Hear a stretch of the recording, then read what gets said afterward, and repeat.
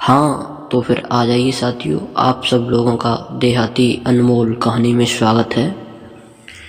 एक बार फिर से राजा और पुजारी की कहानी। बहुत समय पहले जावा का साम्राज्य हुआ करता था। वहाँ सदी मांत्रा नामक एक ब्राह्मण रहता था। वह बहुत ज्ञानी था।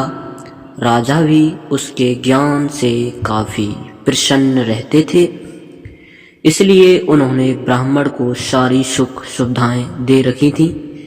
कुछ समय बाद सीधी मांत्रा ने एक खूबसूरत कन्या के साथ शादी कर ली। विवाह के कुछ समय बाद उन्हें एक छोटा बेटा हुआ जिसका नाम मानिक रखा गया। तो मेरे प्यारे साथियों, सिद्धि मंत्रा का बेटा जानिक और मानिक जैसे जैसे बड़ा होता गया, उसकी भी उतनी अपने पिता के जैसे बढ़ती गई। मानिक के ज्ञान से राजा भी काफी प्रसन्न थे।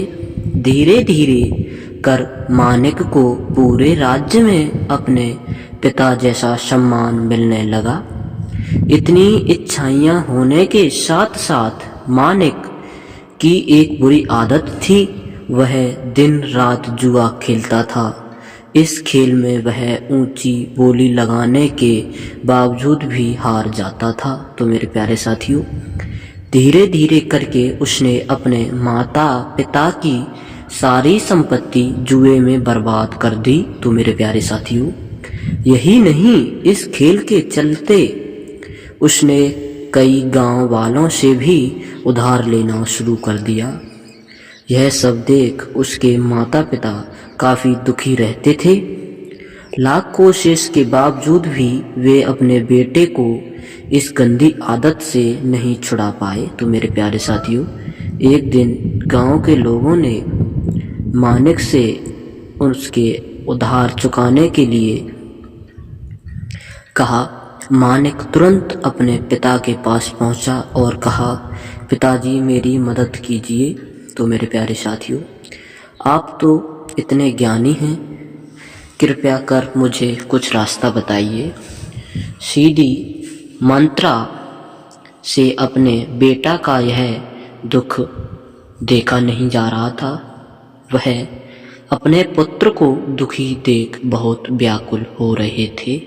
और साथियों, एक दिन ब्राह्मण सदी मंत्रा ने तय किया कि वह आसपास के गांव में भी जाकर पूजा पाठ कराएंगे और अपने बेटे के उधार को चुकाने की कोशिश करेंगे।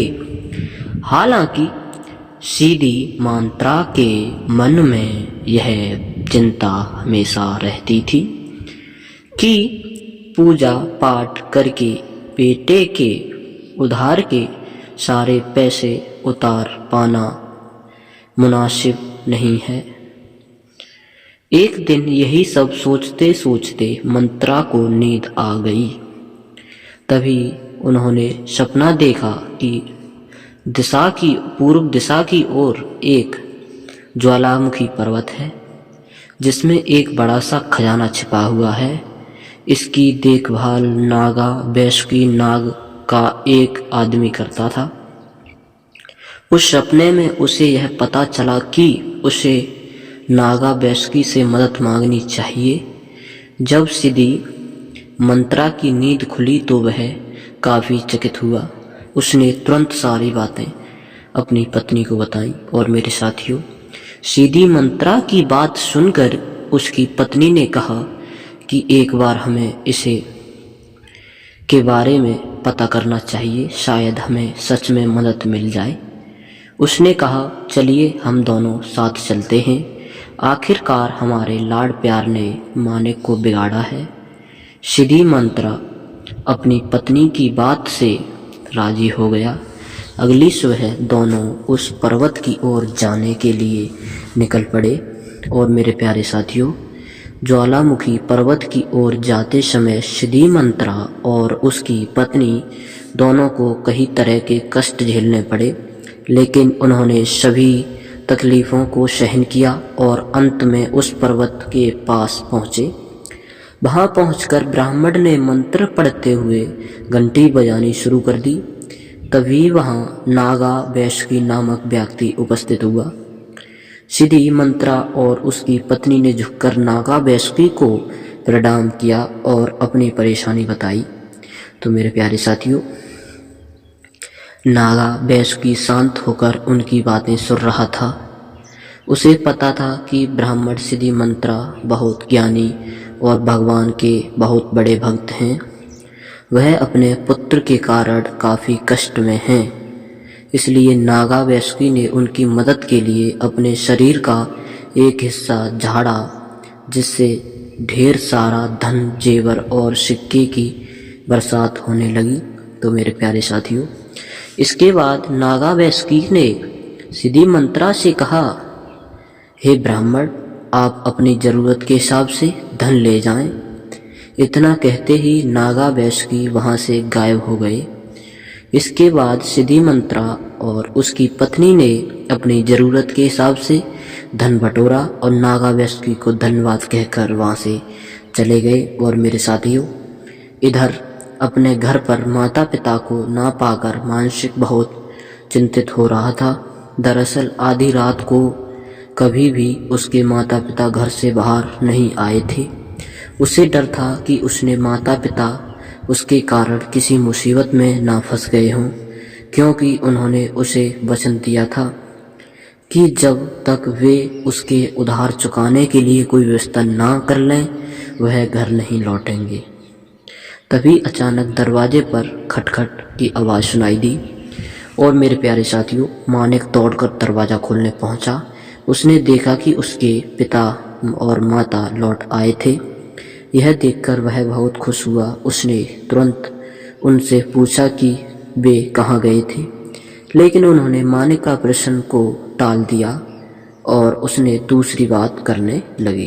तो मेरे प्यारे साथियों, अगली सुबह उन्होंने मानिक को ढेर सारा धन दिया और कर्ज चुकाने के लिए कहा। अपने माता पिता के पास इतना सारा धन देखकर मानिक की काफ़ी आश्चर्य हुआ। उसने उनसे पूछा कि इतना सारा धन कहाँ से आया, लेकिन उन्होंने उसे कुछ नहीं बताया। अंत में मानिक को अगर अपनी गलती का एहसास हुआ और उसने अपने माता पिता से काफ़ी माफ़ी मांगी और उन्हें वचन दिया कि अब यह दोबारा ऐसी गलती नहीं करेगा। इसके साथ ही वह अपने पिता के साथ पूजा पाठ करने में जुट गया। तो मेरे प्यारे साथियों, इस कहानी से आपको क्या सीख मिलती है? इस कहानी में से हमें यह सीख मिलती है कि हर किसी को अपनी गलतियों को सुधारने का मौका मिलना चाहिए, क्योंकि जो अपनी गलती सुधार लेता है वह एक अच्छा और नेक इंसान बनता है। तो मेरे प्यारे साथियों, अपनी राय कमेंट बॉक्स में